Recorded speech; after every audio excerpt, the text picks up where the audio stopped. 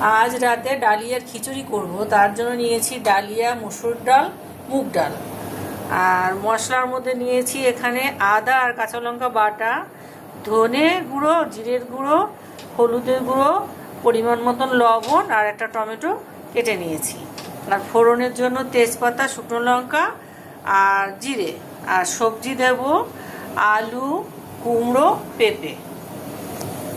এই দিয়ে রান্নাটা বসাতে যাব। এখন উনুনে কড়া বসিয়ে দিয়েছি, কড়াতে তেল দিয়ে দিয়েছি।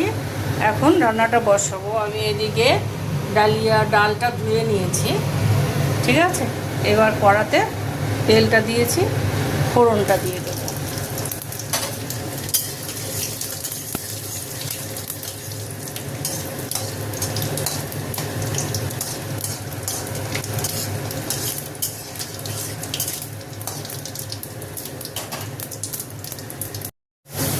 এইবার আমি কুমড়ো আর পেঁপেটা দিয়ে দেবো। আলুটা একটু ভাজা হয়েছে,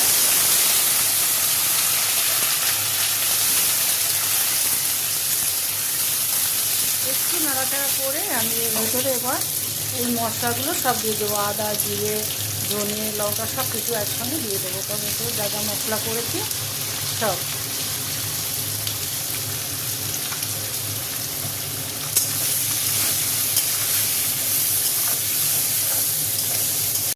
সবজি আর মশলাটা ভাজা ভাজা হয়ে গেছে একটু।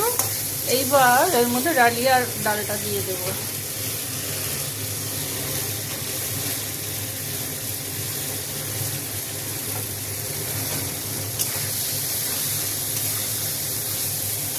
একটু নাড়াচাড়া করবো, করে তারপরে জল দিয়ে দেবো। ভাজা ভাজা হয়ে গেছে একটু, এবার জল দিয়ে দেবো।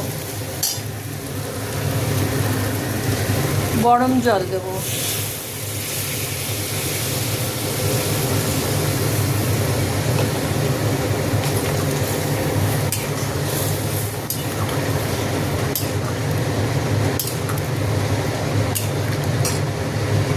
আর একটু জল লাগবে, ব্যাস।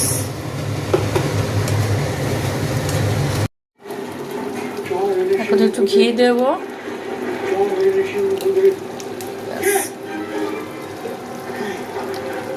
আর একটু ভাজা জিরে মিশিয়ে ঢাকা দিয়ে রেখে দেবো।